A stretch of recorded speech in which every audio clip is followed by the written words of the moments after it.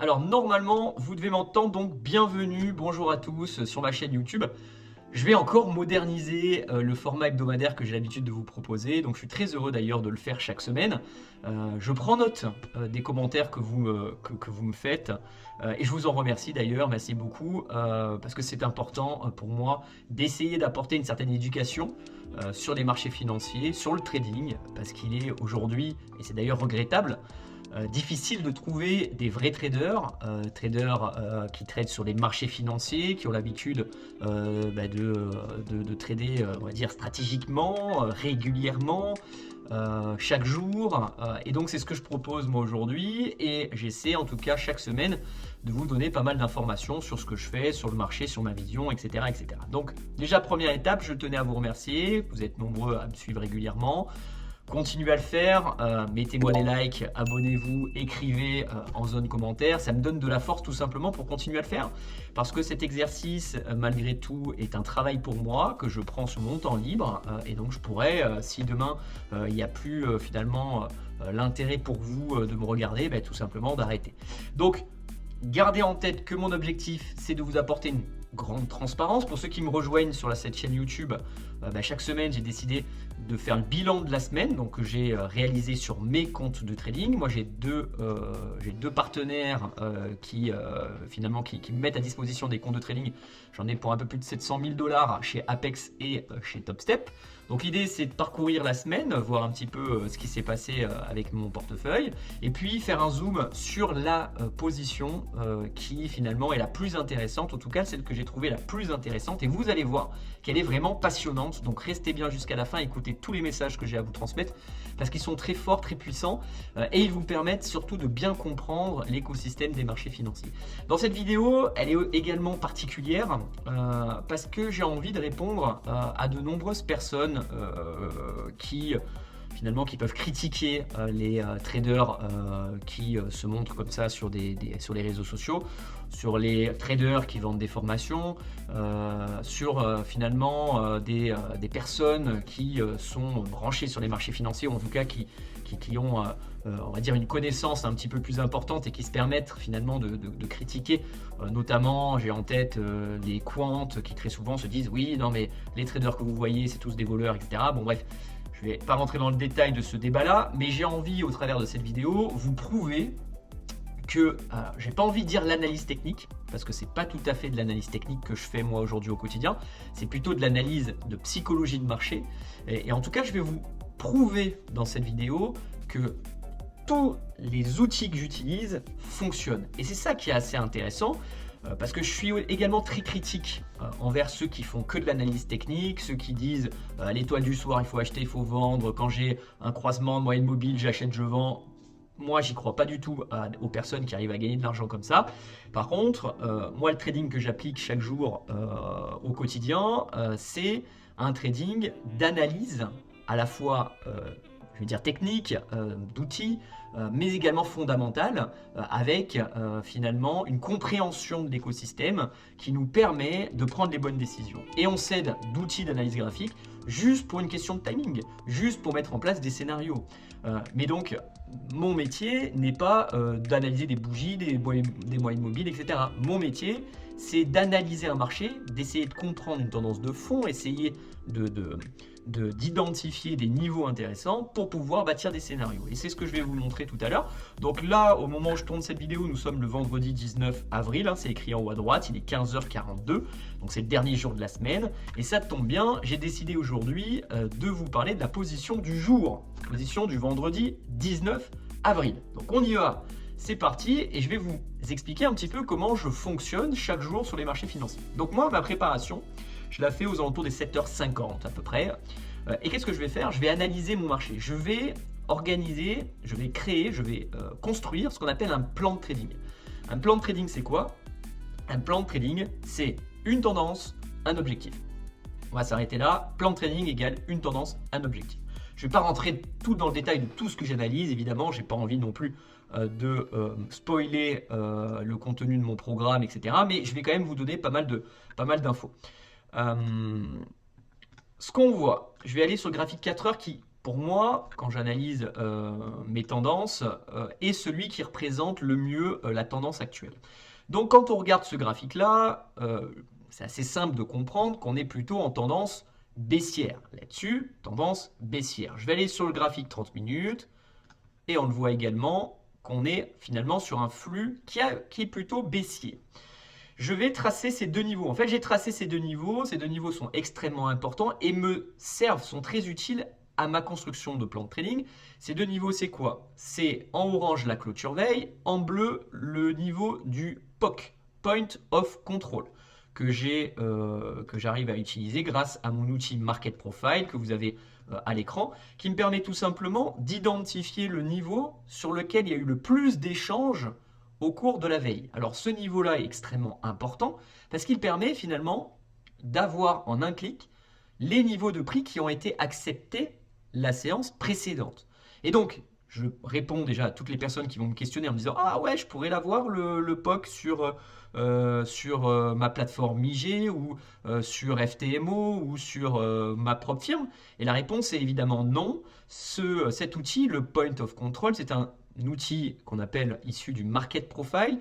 Et pour avoir cet outil-là, il faut avoir une plateforme future, puisque je trade sur les futurs. Si vous voulez savoir la différence entre les futurs et les CFD, ben j'ai envie de dire, renseignez-vous, apprenez, mais je trade sur les futurs tout simplement parce que les futurs, c'est les vraies cotations réglementaires, basées sur des bourses électroniques, etc. etc.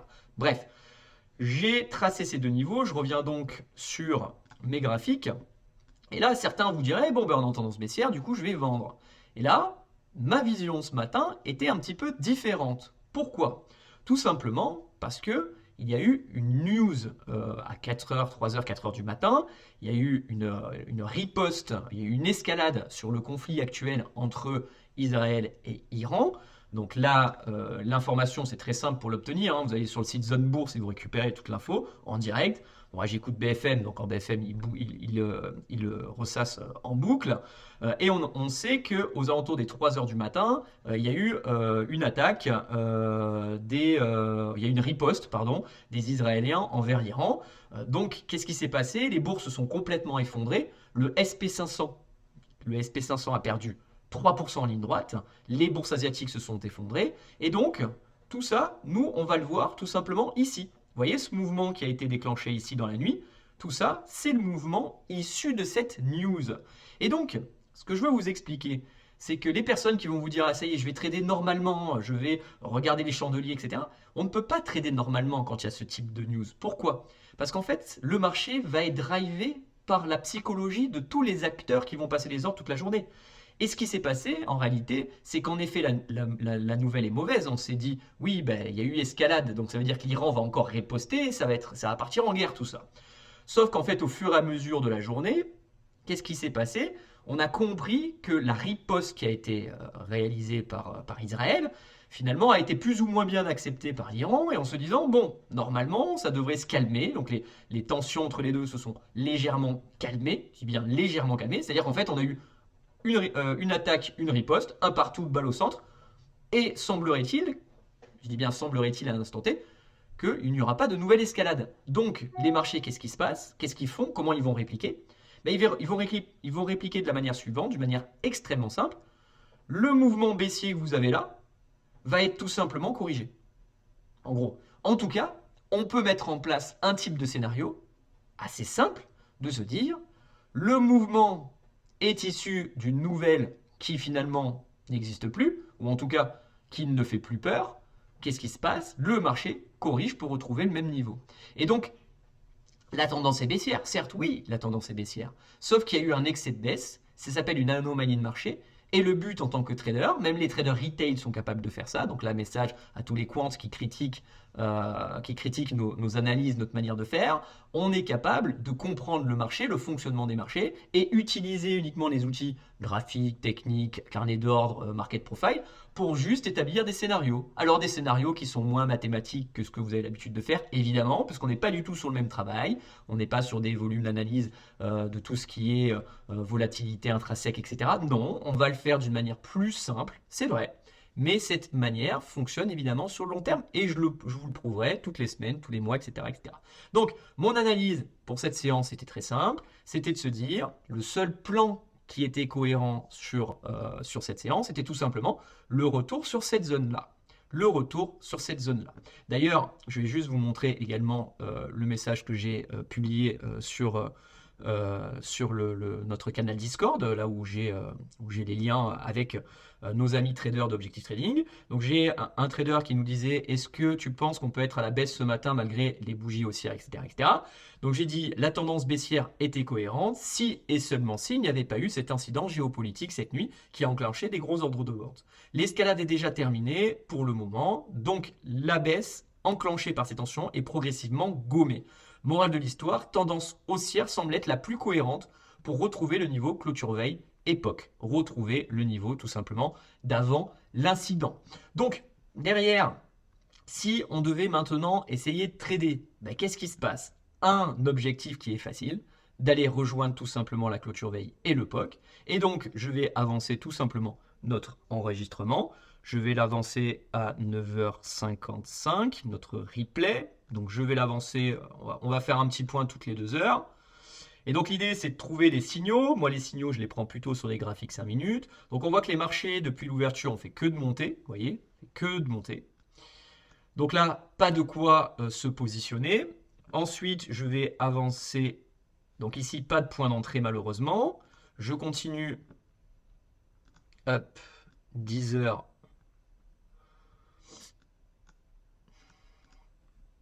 10h50. Voilà. Et là, qu'est-ce que nous avons? Je vais appuyer sur pause. Donc là, les marchés se sont enfin stabilisés. Et là, qu'est-ce que nous avons? Nous avons quelque chose d'assez propre. Vous voyez, un genre de petit range qui est en train de se réaliser avec un retournement qui se fait assez bien placé, avec un ratio gain-risque. Regardez, si on prend une position tout simplement ici, je vais dire une position tout simplement ici, on se protège légèrement par rapport à ce retournement. Et puis derrière, on va tout simplement calculer notre ratio gain-risque. Donc on fait des mathématiques, mathématiques assez simples, oui, je l'avoue.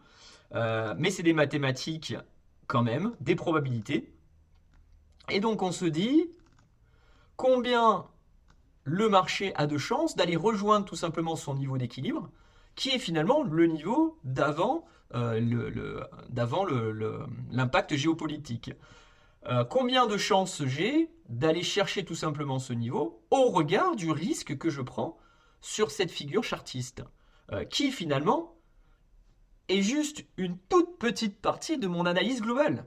Voyez, et c'est ça qui est assez intéressant justement. C'est qu'évidemment, cette figure, quand elle va se retrouver n'importe où, n'importe quand, je ne vais pas l'acheter. En fait, je ne vais pas acheter cette figure-là, par exemple, 1 heure avant une statistique importante, ou à une certaine heure, ou en fonction du contexte. Mais là, le contexte fait que par rapport à l'analyse que j'ai faite le matin assez tôt, là, le niveau semble être intéressant, en tout cas pour établir des scénarios mathématiques cohérents.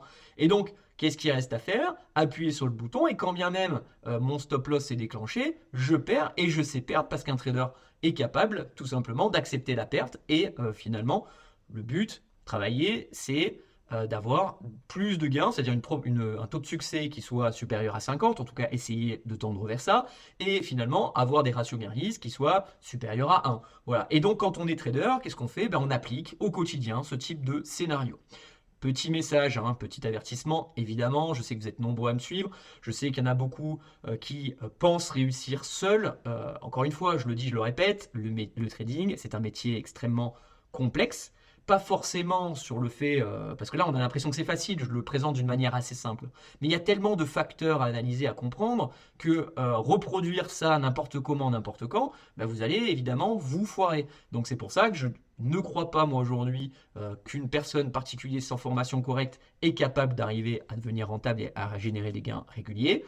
Donc attention, je le dis, je le répète, c'est un message d'alerte. Formez-vous les amis, trouvez un bon trader et formez-vous près de lui parce que seul, clairement, vous n'aurez aucune chance. Je continue.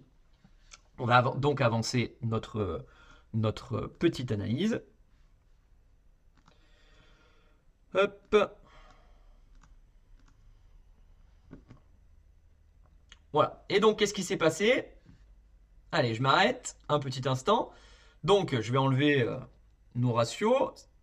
Tout simplement le fait d'avoir un ratio de 3. Parce qu'en fait, là, quand j'ai tracé ces rectangles, je ne vous l'ai peut-être pas montré, mais quand je vous ai tracé ces rectangles, donc il y en a 1, 2 et 3, ça c'est la partie stop loss, donc c'est le nombre de points que je vais perdre. Donc si admettons j'avais risqué 100 euros sur ce trade, ben, je pouvais gagner 3 fois mon risque, c'est-à-dire 300 euros. C'est pour ça que j'ai tracé 3 rectangles au-dessus, pour vous montrer que si j'avais investi 100 euros de risque sur ce trade, j'aurais gagné 300 euros. Donc ça veut dire qu'avec une performance supérieure à 25% de taux de réussite, ben, je suis rentable. C'est-à-dire que même si je gagne un peu plus d'une fois sur 4, donc potentiellement que je perds 3 fois sur 4, je ne perds pas d'argent.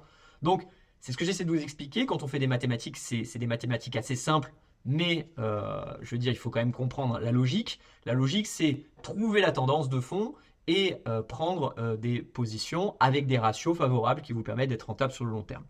Après, il y a toute la partie psychologie gymnastique pour appliquer tout ça, qui est la partie la plus compliquée dans le trading. Mais ça, je ne vous l'apprends pas pour ceux qui font du trading.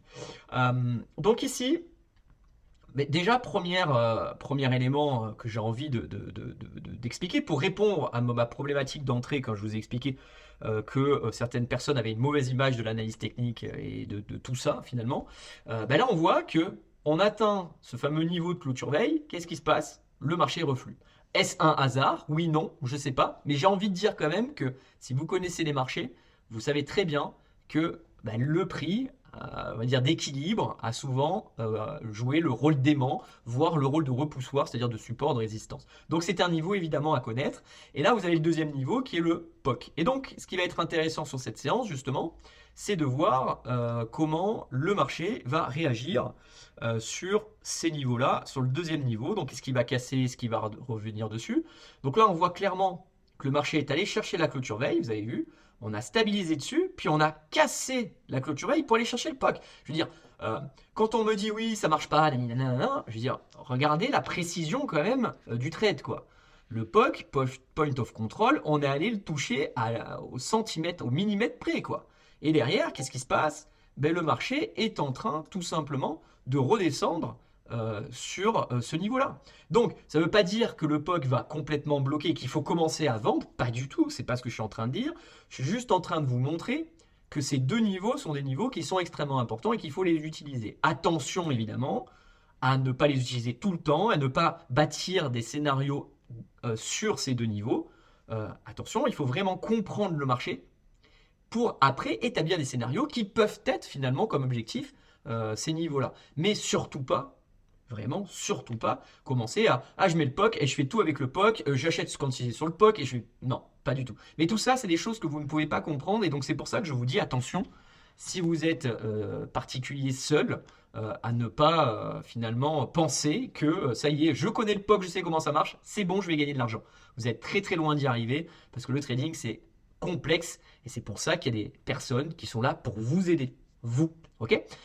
Voilà, donc je pense avoir balayé un petit peu les sujets sur cette position. Alors après, vous regarderez, vous, comment elle va terminer cette position. Est-ce que ça va revenir plus haut, plus bas? Moi, je m'en fous, j'ai terminé ma semaine. Donc d'ailleurs, je vais vous montrer ma semaine. Donc du coup, je l'ai mise ici.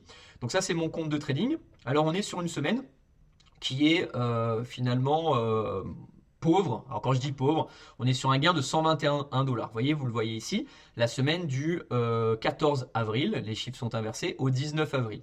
Donc on est sur 121 dollars. Les marchés sont un peu complexes en ce moment, un peu complexes à manier. Donc voilà, je suis pas sur une bonne période, mais j'ai envie de dire, je gagne quand même de l'argent. Depuis le début du mois, ben, je suis à 347 dollars de performance, ce qui est une performance correcte. Et surtout, je veux vous expliquer que je travaille en fusion de comptes, c'est-à-dire que ça c'est mon compte principal avec des petits montants et évidemment ils sont répliqués sur plusieurs comptes. J'ai plusieurs comptes répliqués, donc j'en ai toujours au moins 10 comptes répliqués et j'ai 20 comptes aujourd'hui en gestion, mais je réplique sur 10 comptes à la fois. Donc ça veut dire que depuis le début du mois, en faisant 347 euros de gains, ben, j'en suis à 3475 euros de gains réels en l'espace de 2 semaines. Donc c'est des gains réels, je vous le montrerai en fin de mois, on fera le bilan global sur l'ensemble de tous les comptes que j'ai et je vous montrerai les encaissements pour être totalement transparent. Ce qui est assez intéressant, c'est de voir, regardez, ce graphique-là ici, on est à 55% de trades perdants. C'est-à-dire que la plupart de mes trades étaient perdants. Mais comme j'ai gagné un petit peu plus quand j'ai gagné, ben, ça m'a permis d'équilibrer complètement le game. Voilà, tout simplement. C'est-à-dire que ça m'a permis d'être positif, même en ayant finalement un trade perdant sur 2, voire un peu plus d'un trade perdant sur 2. Voilà les amis, donc on arrive à la fin de cette vidéo. J'espère que ce format vous a plu. Faites-le moi savoir en zone commentaire, posez-moi des questions si vous en avez. Voilà, je suis vraiment à votre disposition. Et puis si vous voulez vous former, si vous voulez intégrer l'école, c'est vraiment avec grand plaisir. On est en live quasiment tous les jours. Je suis très proche de mes élèves, je leur explique vraiment tout, notre méthode, parce que là, au travers de cette vidéo, évidemment, je ne vous montre pas toute la méthode, je vous montre une toute petite partie dans le trading. Vous savez, il faut être précis. Et puis, si vous voulez démarrer, si vous voulez commencer à prendre les premières bases, il y a une formation qui est gratuite. Je la mets en description. Elle est très complète, donc allez-y, regardez. Regardez un petit peu donc l'ensemble des vidéos. Je crois qu'il y a 4 vidéos, 5 vidéos qui sont disponibles. C'est totalement gratuit, donc faites-vous plaisir, les amis. Voilà, je vous remercie en tout cas pour votre attention. Je vous remercie pour votre fidélité. Et puis, je vous dis à la semaine prochaine pour un nouveau numéro. Bye les amis.